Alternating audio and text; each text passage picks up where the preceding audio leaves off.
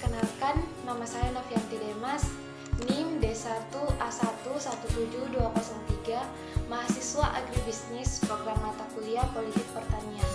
Pada video kali ini, saya akan membahas mengenai Rencana Strategis Pembangunan Pertanian Nasional 2020-2024. Langsung saja, Kementerian Pertanian menetapkan visi pertanian jangka menengah 2020-2024, yakni pertanian yang maju, mandiri, dan modern untuk terwujudnya Indonesia maju yang berdaulat, mandiri, dan berkepribadian berlandaskan gotong royong.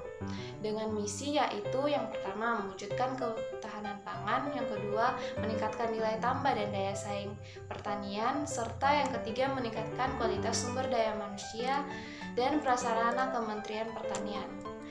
Adapun tujuan Kementerian Pertanian 2020-2024 sesuai dengan visi dan misi Kementerian Pertanian adalah sebagai berikut. Yang pertama, meningkatkan penetapan ketahanan pangan. Yang kedua, meningkatkan nilai tambah dan daya saing pertanian. Yang ketiga, terwujudnya reformasi birokrasi Kementerian Pertanian. Kementerian Pertanian telah menentukan sasaran strategis dengan menggunakan metode blend scorecard dan pendekatan 4 perspektif, yaitu stakeholders, customer, internal process, dan learning and growth perspektif. Berikut peta strategi Kementerian Pertanian 2020-2024. Untuk meningkatkan kesejahteraan ekonomi pertanian, sasaran strategi dan indikator kinerja utama yang ingin dicapai dalam periode tahun 2020-2024 adalah sasaran strategis pertama, meningkatkan ketersediaan pangan strategis dalam negeri dengan indikator kinerja, peningkatan ketersediaan produksi pangan strategis dalam negeri.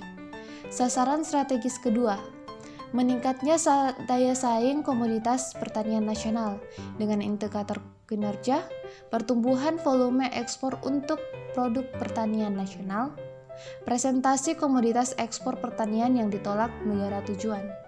Sasaran strategis ketiga, terjaminnya keamanan dan mutu pangan strategis nasional dengan indikator kinerja, presentasi keamanan dan mutu pangan strategis nasional, presentasi kasus pelanggaran karantinaan yang diselesaikan. Sasaran strategis keempat, termanfaatkannya inovasi dan teknologi pertanian dengan indikator kinerja, presentasi hasil penelitian yang dimanfaatkan, teknologi yang diterapkan oleh pertanian. Sasaran strategis kelima, tersedianya prasarana dan sarana pertanian yang sesuai kebutuhan dengan indikator kinerja, indeks ketersediaan prasarana pertanian yang sesuai peruntukan, indeks ketersediaan sarana pertanian yang sesuai peruntukan. Sasaran strategis keenam, terkendalinya penyebaran organisme pengganggu tumbuhan atau OPT dan dampak perubahan iklim atau DPI pada tanaman serta penyakit pada hewan dengan indikator kinerja, presentasi serangan OPT dan DPI yang ditangani, presentasi wilayah yang terkendali dari penyakit hewan menular strategis, presentasi tindakan karantina terhadap temuan organisme pengganggu tumbuhan karantinaan atau OPTK dan hama dan penyakit hewan karantina atau HPHK. Sasaran strategis ketujuh, meningkatnya kualitas sumber daya manusia dan kelembagaan pertanian nasional dengan indikator kinerja, presentasi SDM pertanian dan kelembagaan pertanian yang meningkatkan kapasitasnya. Presentasi lulusan pendidikan pertanian yang bekerja di bidang pertanian.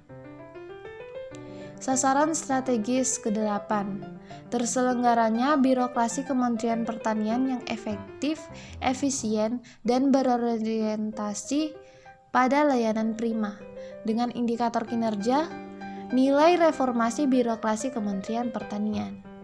Sasaran strategis ke-9, terkelolanya anggaran Kementerian Pertanian yang akuntabel dan berkualitas dengan indikator kinerja, nilai kinerja anggaran Kementerian Pertanian. arah kebijakan nasional dalam RPJMN 2020-2024 dan arahan Presiden. Kebijakan pertanian dalam periode ini diarahkan untuk mendukung ketahanan pangan, pertumbuhan ekonomi termasuk memperhatikan kesejahteraan keluarga petani dan memperhatikan keberlanjutan sumber daya pertanian. Dalam rangka mencapai tujuan dan sarana pembangunan, maka Kementerian Pertanian menetapkan 5 arah kebijakan sebagai berikut. Yang pertama, terjaganya ketahanan pangan nasional. Yang kedua, meningkatnya nilai tambah dan daya saing pertanian. Yang ketiga, menjaga keberlanjutan sumber daya pertanian serta tersedianya prasarana dan sarana pertanian. Yang keempat, meningkatkan kualitas SDM pertanian. Dan yang kelima, terwujudnya reformasi birokrasi dan tata kelola pemerintah yang berorientasi pada layanan prima. Apabila dijabarkan lebih lanjut dalam setiap arah kebijakan, maka strategi dari masing-masing kebijakan tersebut adalah sebagai berikut. Yang pertama, untuk menjaga ketahanan pangan, diantaranya peningkatan produksi dan produktivitas sektor pertanian, peningkatan ketersediaan pangan strategi nasional, peningkatan keterjangkauan dan pemanfaatan pangan. Yang kedua, untuk meningkatkan nilai tambah dan daya saing produk pertanian adalah sebagai berikut: peningkatan nilai tambah, peningkatan daya saing pertanian. Yang ketiga, untuk menjaga keberlanjutan sumber daya pertanian dan tersedianya prasarana dan sarana pertanian, yaitu meningkatkan ketersediaan pemanfaatan dan perlindungan lahan serta peningkatan ketersediaan air. Kemudian revitalisasi pembiayaan pertanian dan kelembagaannya, meningkatkan ketersediaan dan pengawasan peredaran benih, pupuk, dan pestisida, peningkatan penyediaan dan penggunaan mekanisme pertanian.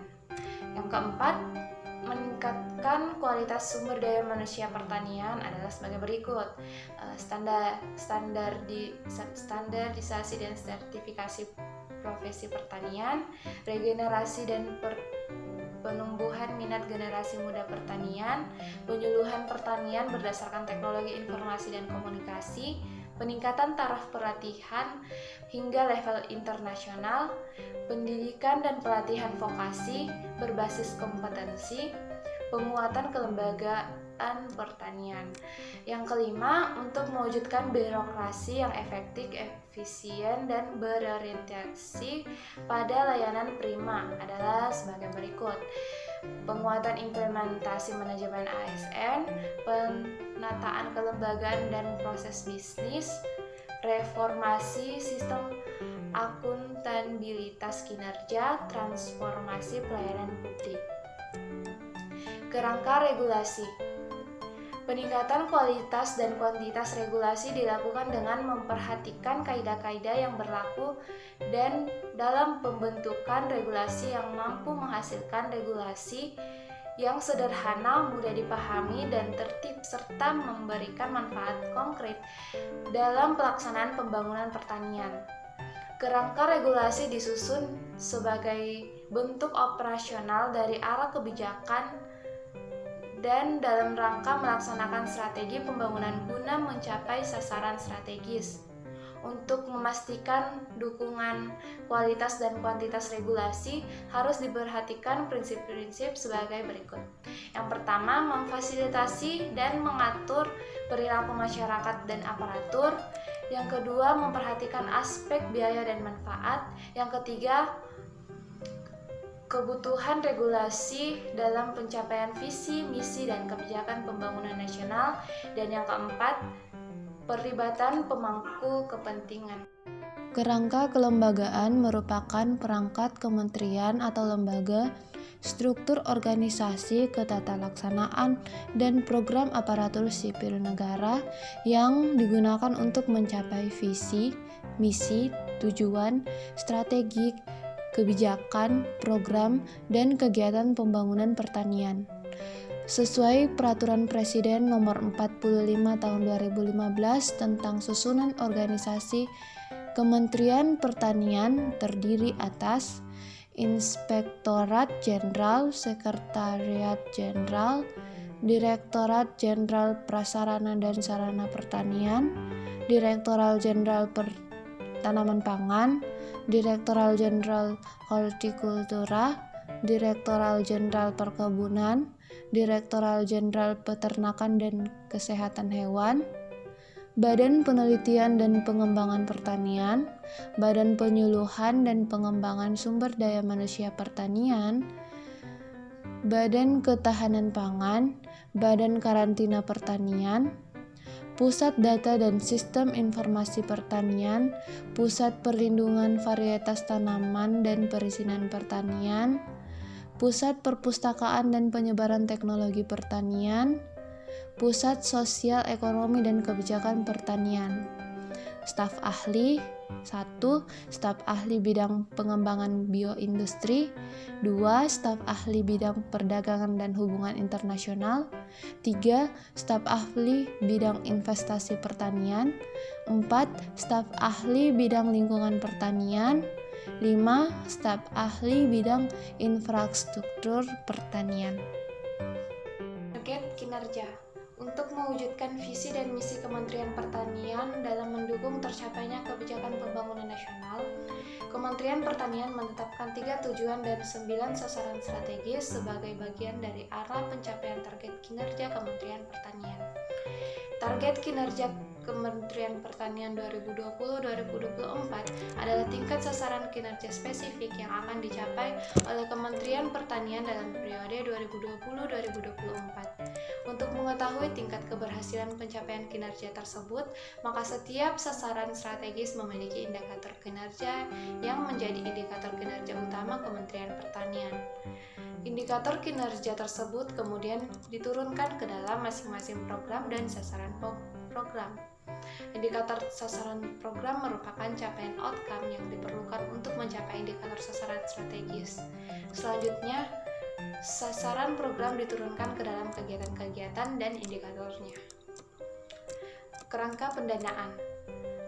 Pelaksanaan kebijakan strategis dan program pembangunan pertanian serta pencapaian target sasaran utama membutuhkan dukungan kerangka pendanaan yang memadai, pengelolaan dana yang profesional, alokasi dan distribusi pendanaan secara tepat sasaran, serta pembangunan dana yang efektif dan efisien.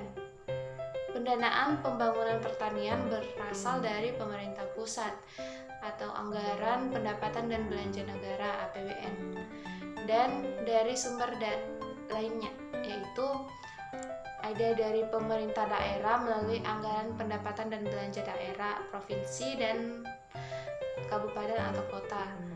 Ada dari swasta, BUMN dan BUMD. Ada dari investasi dalam negeri dan luar negeri, investasi asing.